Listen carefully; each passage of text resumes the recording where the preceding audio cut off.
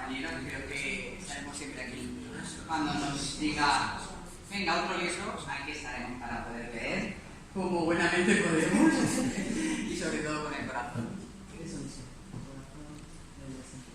Y bueno, he elegido un poema que para mí creo que es algo importante y es lo que hacemos cada uno en esta vida, y es el camino que da título a este libro. El camino. Caminante no hay camino, se hace camino al andar, dijo un gran poeta, dejando su huella al caminar. Caminantes los caminos, no se deben desandar. Hay que seguir el sendero que te lleve a la verdad.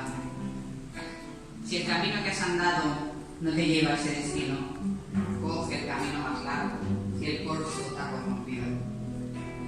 Elige bien los senderos antes de comenzar. Mira siempre hacia adelante y lleva contigo la paz. Busca el camino correcto, camina sin prisa, pero sin pausa. Disfruta del recorrido y sigue siempre la mejor pauta. La empatía y el coraje que formen parte de ti. Llévalo en tu equipaje, no te habrás de arrepentir. Deja huella en el camino, que ésta hable de ti, dejando tu mejor legado hasta que llegues al fin. Haz que todos te recuerden y aprenden de tu lección. Ama siempre al prójimo y hazlo de corazón. Que el camino que hoy elijas haga de bien tu destino. Sé solidario y aprovecha cada abrazo, cada amigo.